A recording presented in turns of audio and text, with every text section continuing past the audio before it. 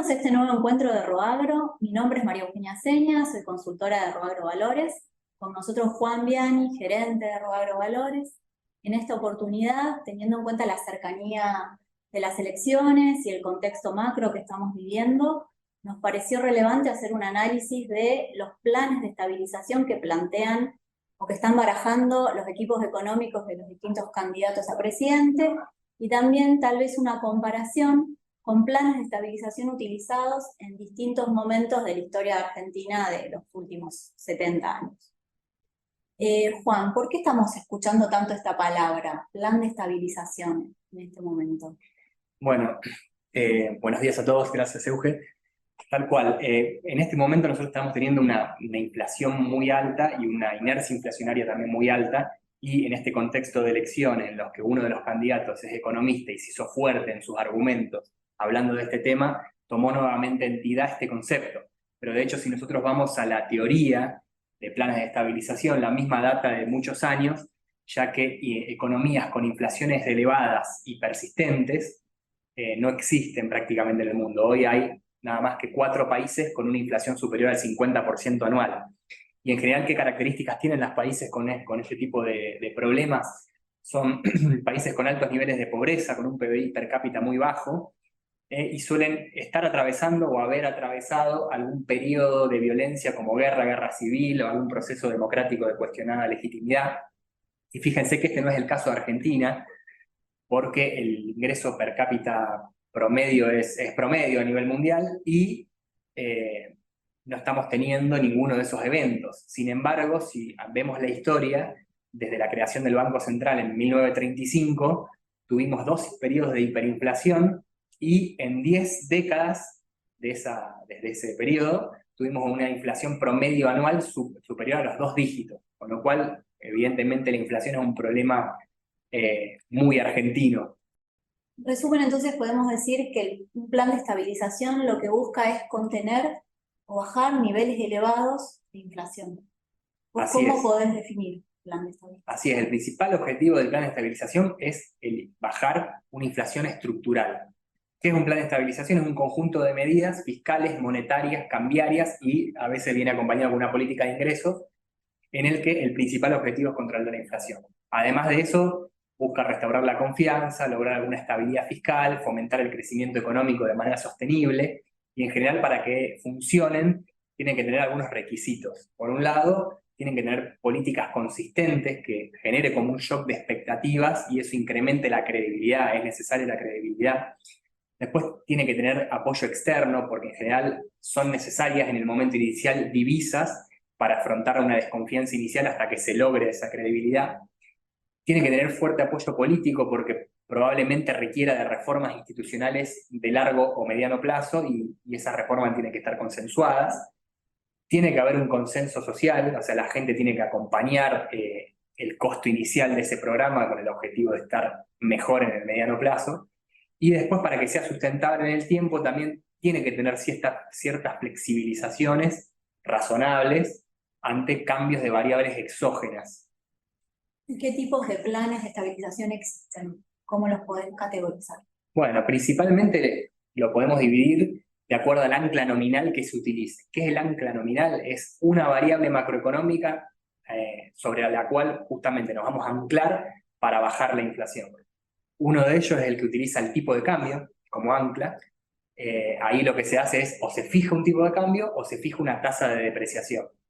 La dolarización, de hecho, es un subtipo de este tipo de planes, en el cual, si bien no se fija un tipo de cambio, sí se fija un tipo de cambio de conversión y se elimina la moneda local, se elimina el señoriaje, es decir, la emisión monetaria, y se elimina la función de prestamista de última instancia que tiene el Banco Central.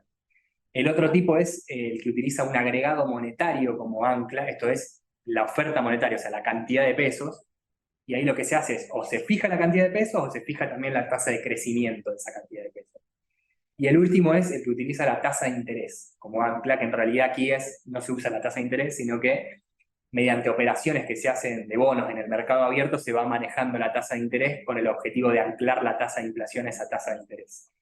Otro tipo de clasificaciones menos relevantes son entre transitorios y permanentes, que ahí obviamente depende de la dominancia fiscal, o sea, cuánta resistencia a eliminar ese déficit fiscal exista, cuán independiente es el Banco Central, cuán sostenibles son esos compromisos fiscales o monetarios, si se logra esa credibilidad y consenso social o no. Y por último, la última clasificación es entre heterodoxos u ortodoxos. Los heterodoxos, ahí tiene que ver si los precios, salarios, tasas de interés y la cuenta de capital está liberada o está intervenida. ¿Cómo se comportan las variables macro en función a estos tipos de planes de estabilización? Bueno, ahí podemos analizar distintos variables. Por un lado, el ciclo económico, el tipo de cambio real, la cuenta corriente y la inflación. Vemos que en los planes que utilizan el tipo de cambio como ancla, el ciclo arranca con una expansión y luego termina con una recesión. En general, cuando hay una devaluación, la economía atraviesa un boom y el ciclo inicia de esa manera. Es por eso que por ahí es el preferido por parte de los políticos, porque hay una percepción inicial de éxito del plan. En el caso de los que utilizan como ancla a una variable monetaria o a la tasa de interés, ocurre a la inversa. En un primer momento hay una recesión y luego una expansión. ¿Por qué ocurre eso? Porque en general una reducción drástica o contención de la cantidad de dinero establece un sesgo recesivo. En relación al tipo de cambio real, en los tres casos ocurre lo mismo, como en general los precios no convergen de la manera, a la velocidad esperada por parte de las autoridades monetarias. En una fase inicial hay una apreciación transitoria de tipo de cambio real. ¿Qué significa eso? Un atraso cambiario inicial, que después termina probablemente cuando el plan es abandonado por una fuerte devaluación. En relación a la cuenta corriente, en todos los casos hay un deterioro de la cuenta corriente porque se incrementa la demanda de bienes transables. Y en definitiva, ¿qué pasa con la inflación? Que para lo cual estamos acá charlando. En todos los casos inicia con una forma de U. O sea, en el momento inicial se logra bajar la inflación por toda esa batería de medidas que se anuncian, pero luego, probablemente cuando el plan es abandonado, la inflación nuevamente pega un salto y en general termina siendo igual o superior al momento inicial del plan. Perfecto. Y si hacemos un repaso de la historia argentina, ¿qué planes de estabilización podemos identificar que se han utilizado y de qué tipo han sido? Bueno, aunque usted no lo crea, en los últimos 70 años se aplicaron 13 planes de estabilización, algunos con mayor éxito que otros. No vamos a ver todos acá por una cuestión de tiempo, nos vamos a ir concentrando en algunos. Por ejemplo, el primero del que vamos a hablar es el Plan Quinquenal 2, que se aplicó desde 1952 a 1955. Este utilizó el tipo de cambio como ancla, fue heterodoxo, y las principales medidas se aplicaron tipo de cambios múltiples, control de precios internos y de exportaciones, y ahí surgió el famoso IAPI de Perón. Buscó mejorar el ingreso de los sectores generadores de divisas, pero controlando la cuenta de capitales. A su vez, se dispuso aumentos salariales, pero basados en la inflación del mes anterior. Se suspendieron obras públicas, se suspendieron los subsidios y se aumentaron las tasas de interés. Y ahí vemos que la inflación logra controlarse. Veníamos de una inflación cercana al 40% previo a 1952 y en los años subsiguientes, 53 y 54, la misma estuvo por debajo del 4%, hasta que el plan se abandonó con el golpe del 55. El escenario de inicio tiene bastantes similitudes con nuestra situación actual. Sí, vas a ir viendo a medida que vayamos nombrando cada uno de los planes que nos vamos a ir sintiendo identificados con cada uno, con algunas características de cada uno de ellos. Luego, el plan de Frondizi, de 1958 a 1962, utilizó un agregado monetario como ancla. El tema es que fijó la oferta monetaria sin tener un ajuste fiscal previo, entonces terminó siendo transitorio. Es decir, fijó la cantidad de la base monetaria, la cantidad de pesos en la economía. Sí, además se inició en diciembre del 58 con una devaluación del peso y una liberación y unificación de los mercados cambiarios. Esto seguramente vaya resonando, porque son algunas de las propuestas de algunos de los candidatos. Como hubo una devaluación inicial, inicialmente, básicamente en 1959, la inflación subió. Fíjense que pasó del 30% al 115% en el 59. Luego fue logrando bajar esa inflación y llegamos al 61 con inflación del 14%, pero bueno, como tuvo mucha fragilidad fiscal, terminó abandonándose ya en el 62. Esto impedía la emisión monetaria. Tal cual. Utilizó Utilizó al ancla monetaria como ancla.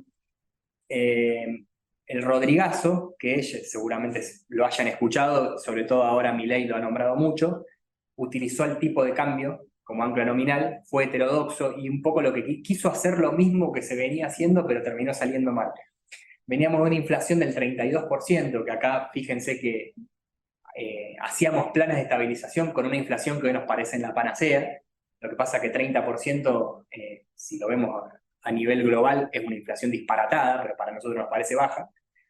Teníamos un déficit fiscal en ese momento de 12 puntos del PBI, déficit muy alto. Tengan en cuenta que, por ejemplo, ahora estamos con un déficit de 3 puntos de PBI. Y teníamos una economía con muchísimos desequilibrios por controles y distorsiones de precios relativos que nos hacían estar al borde del estallido. ¿Qué hicieron? Bueno, fijaron una paridad cambiaria luego de una brusca devaluación. El tema es que esa brusca devaluación, dado el déficit y dado todos estos desequilibrios y controles, generó una espiral ascendente de precios y salarios y derivó en una hiperinflación, una fuerte recesión y una caída nunca vista del salario real, que terminó en el fracaso del programa. Después de eso vino la tablita cambiaria de Martínez de Oz, también la habrán escuchado. ¿Qué es la tablita? Es básicamente un esquema de depreciación del tipo de cambio previamente anunciado. ¿Por qué no lo fijaron y establecieron un esquema de depreciación previo para evitar que se dé ese atraso de tipo de cambio inicial que nombramos que suele darse en este tipo de programas? De todas maneras, como la inflación no bajó a la velocidad esperada y no disciplinó expectativas, se apreció el tipo de cambio, tuvo una expansión inicial, pero que luego derivó en una recesión que terminó en una brusca devaluación y en el abandono del programa. Y fíjense que veníamos de niveles muy elevados de inflación. En el 1976 hubo una inflación interanual de 450% más o menos, y el programa nunca llegó a bajarla por debajo de 100, por debajo de los 3 dígitos. Sí, no es el nivel de inflación el que estamos viviendo actualmente, pero también tiene esa situación, ese escenario, muchas similitudes con el que estamos viviendo actualmente. Así es. Y más aún ahora cuando contemos el que sigue, que es el Plan Austral. Ahí veníamos con una crisis de deuda de México de 1981, el conflicto de Malvinas, y todo eso dejó a Argentina en un default en el año 82. Eso nos dejó sin acceso al mercado, sin acceso al crédito, y la emisión era el único mecanismo para financiar el déficit. Veníamos de una inflación promedio de 300% anual. En ese momento Alfonsín reemplaza a Greenspoon como ministro de Economía porque había fallado en contener la inflación con una política más gradualista, y lo reemplaza por Zurrubil. En junio del 85 la inflación mensual fue del 30%. Fíjense que en agosto, ahora de agosto de este año tuvimos 12,4, 12,4 con 12,8. En ese mes fue de 30%, o sea, fue un valor muy grande. ¿Cuáles fueron las principales medidas? Bueno, se reemplazó el peso argentino por el austral, que ahí los más jóvenes pueden ver un video de Tato Bores, que seguramente lo explique mejor que yo y de una manera más divertida. Se fijó la paridad entre el dólar y el austral en 80 centavos, y esta paridad fija duró hasta abril del 86, en el cual se reemplaza por devaluaciones progresivas. Hubo un control de precios y un congelamiento de tarifas. Hubo una desindexación de los contratos, y acá aparece la palabra desagio, que la habrán escuchado en la propuesta de Milei. Justamente lo que se busca con el desagio de las tasas es eliminar el componente inflacionario de la tasa de interés. Aumentan los derechos de exportación y los aranceles a la importación. Se anula la indexación de salarios, o sea, se podía incrementar los salarios, pero con un porcentaje de tope respecto a la inflación del mes anterior. Y hay un compromiso de no emisión y de no financiamiento del Banco Central al Tesoro, que eso era bastante inconsistente porque si teníamos déficit y no teníamos acceso al crédito, eso no se iba a poder lograr. De hecho, fue lo que terminó ocurriendo. La emisión se tuvo que terminar dando, esto obviamente afecta a las expectativas. Esa emisión fue esterilizada y generó deuda cuasi fiscal.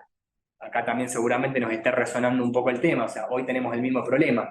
Hoy tenemos un stock del ELIX muy grande, lo habrán escuchado en el debate, las preguntas que le hizo Milei a Bullrich. Tenemos un stock del ELIX muy alto, que en definitiva eso es una deuda cuasi fiscal que se da como consecuencia de tratar de absorber los pesos que tuve que emitir. Ese stock de deuda cuasi fiscal y las tasas de interés tan altas que veníamos teniendo, porque la inflación era muy alta, terminó en una explosión del sistema y en una fuerte huida de los pesos hacia el dólar, que bueno, que después terminó en otro plan que se llamó Plan Primavera, que no lo vamos a discutir acá, pero que derivó en la hiperinflación más feroz de la historia argentina. La convertibilidad en el 91 también utilizó el tipo de cambio como ancla, pero fue como un poco más allá para generar un shock de expectativas. Fíjense que veníamos de una hiper, o sea, realmente el shock de expectativas tenía que ser fuerte. Y acá se estableció una caja de conversión y fijó la paridad por ley del peso contra el dólar 1 a 1. A su vez hizo una reforma del Estado que incluía privatizaciones y una menor carga regulatoria, y se liberaron los mercados de capitales, las tasas de interés, los precios salarios, y se abrió la economía. También se fijó por ley la independencia del Banco Central del Tesoro y que permitían contratos en moneda extranjera. Fíjense que se trataba de realmente tener un shock de expectativa fuerte, porque veníamos de muchísimos años con inflación y de prácticamente 2 hiper seguidas. Generó un resultado positivo de corto plazo. Fue uno de los planes más permanentes, en definitiva. Logró bajar la inflación y logró tener una estabilidad en términos de inflación por 10 años, y tuvo ese ciclo que hablamos de expansión y recesión, que ya al final del programa, entre la recesión y algunas cuestiones exógenas de la Argentina, después derivaron, y una falta de flexibilidad, justamente esa flexibilidad que hablamos que tiene que tener el programa, después derivó en el abandono de ese programa con la devaluación que ya todos conocemos seguramente y la hayamos vivido. Y aunque ustedes no lo crean, Macri también aplicó 2 planes de estabilización que no fueron tan mediáticos, pero se hicieron. El primero fue un programa de inflation targeting en 2016, que fue justamente, utilizó la tasa de interés, tratando de anclar la inflación a la tasa de interés, pero bueno, eso no tuvo éxito porque todavía no se había logrado la dominancia fiscal, veníamos con déficit fiscal, y no tenía la suficiente credibilidad y la independencia del Banco Central.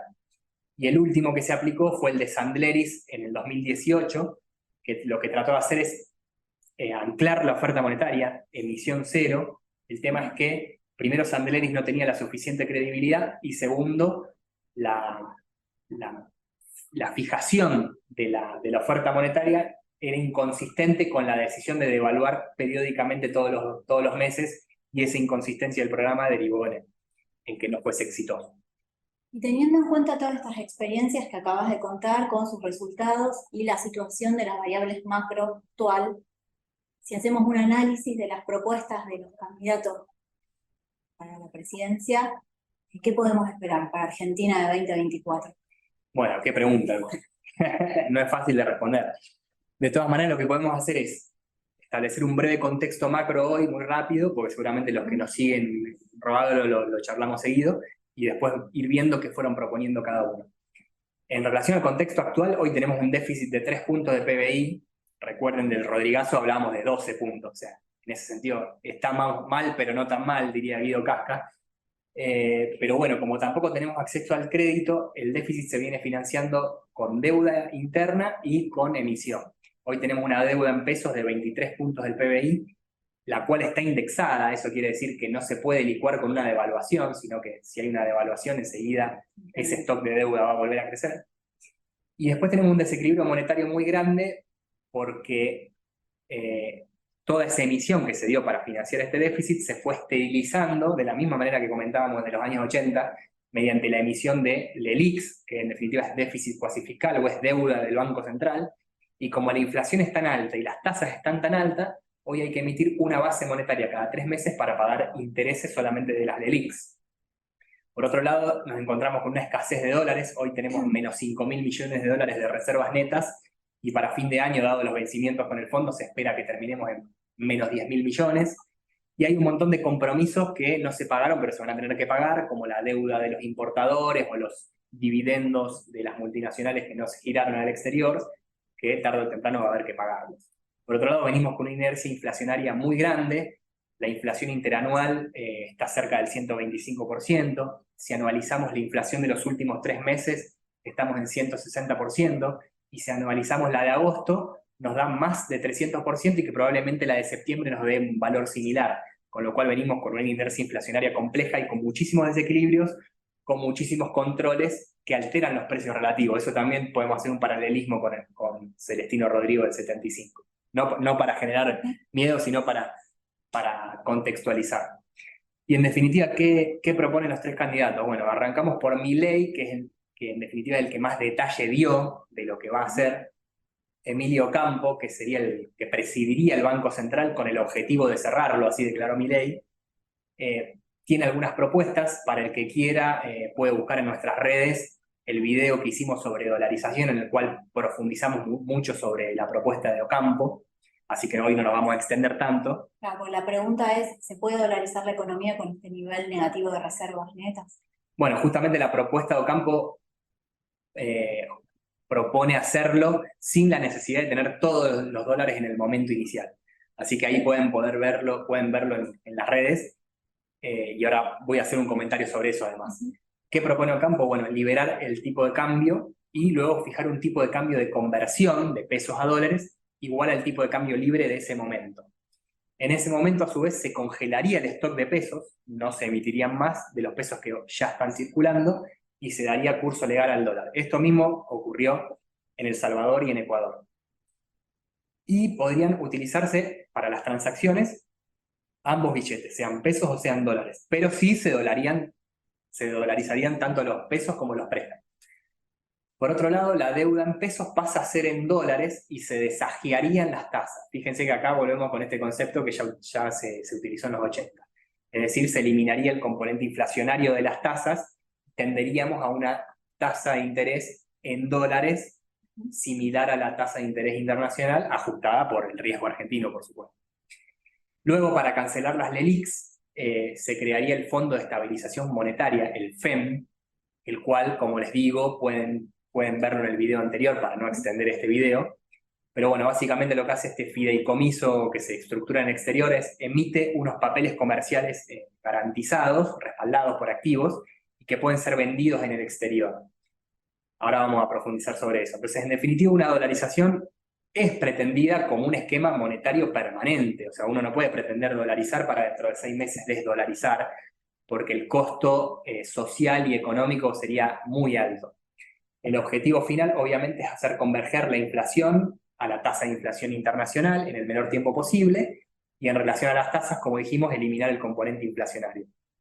¿Qué puede salir mal?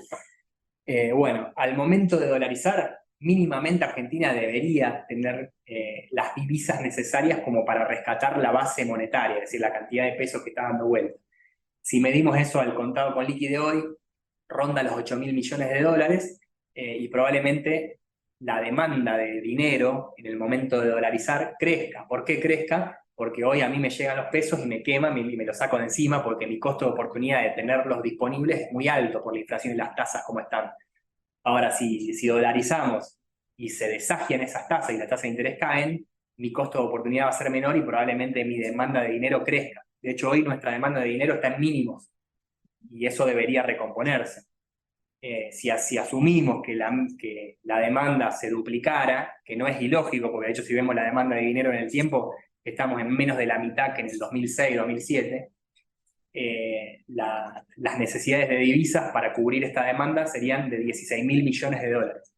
Si a eso le contamos que las reservas van a terminar en menos 10.000, y bueno, necesitaríamos en el momento inicial mínimamente 25 o 26.000 millones de dólares. Entonces, en el corto plazo, tal vez esto no podría lograrse. En realidad, bueno, ahí depende de las expectativas. Ahora voy a hablar de eso, porque si en definitiva todos nosotros vamos al banco y retiramos todos los depósitos que tenemos, porque bueno, si bien ya son dólares, yo no confío en los bancos, no confío en el plan, y voy y los retiro, los bancos, ¿qué tendrían que hacer? Tendrían que vender ese activo nuevo que le dieron en vez de las LELIQs, que es ese papel comercial del FEM, y salir a venderlo en el exterior. Y ahí va a depender de la demanda que exista de estos activos y del precio al que lo puedan vender, y si todo el mundo va corriendo a sacar esos depósitos y el banco tiene que salir a vender esos papeles, probablemente exista un problema de solvencia y sistémico del sistema bancario si eso ocurre. Hoy los bancos tienen 15.000 millones de dólares de disponibilidad de dólares, que son igual a los depósitos en dólares que todos nosotros tenemos en los bancos. Ahora, si dolarizamos hoy, todos los depósitos van a pasar a ser dólares. Entonces, si consideramos los depósitos en dólares más los depósitos en pesos, que pasarían a ser dólares a un tipo de cambio, el tipo de cambio de hoy pasarían a ser más o menos 50.000 millones de dólares. Con lo cual, la cobertura de los bancos va a pasar a ser del 100% al 30%. Por eso es muy importante la confianza. Cuando hablamos al principio de qué requisitos tienen que tener estos planes, consenso social, confianza y un apoyo del exterior de divisas para el momento inicial. El plan de Ocampo realmente sí funciona, eliminaría la inflación sin hiperinflación, sin plan Bonex y sin default. Ahora, si esa confianza no se da, o ese apoyo externo no se da, o alguno de esos requisitos de los que hablamos no se da, el fracaso sería muy, muy serio, porque, bueno, primero seguramente exista un pseudo plan Bonex, porque si yo voy a retirar los depósitos y el banco tiene que vender esos papeles y no los puede vender, probablemente no los pueda retirar. Después va a haber un default con quita, porque si hoy vemos el total de deuda de Argentina entre la deuda en dólares y la deuda en pesos, es muy alta y es imposible de pagar sin una quita. Y por otro lado, habría una salida desordenada de la dolarización que probablemente implique una aceleración inflacionaria ser similar a una hiper. Si vamos a lo que propone Bullrich y puntualmente Melconian, que sería su ministro de Economía, bueno, él propone una economía bimonetaria, en el cual se le convivirían el dólar y el peso argentino, dándole curso legal a ambos, y habría un desdoblamiento cambiario formal inicial hasta en algún momento en que pueda transicionarse hacia una unificación cambiaria. Bueno, ahí fíjense que bueno, ninguno de los dos candidatos habla de una eliminación de brecha en el momento inicial.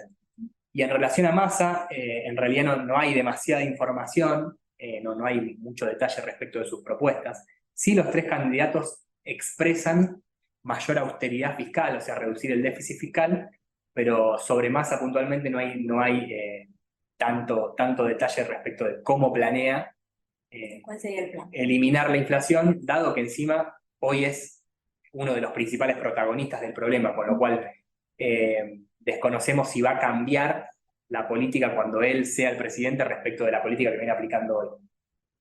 Así que bueno, esperemos haber sido claro, esperemos que esto sirva como para entender un poco más de qué se está hablando y qué puede pasar.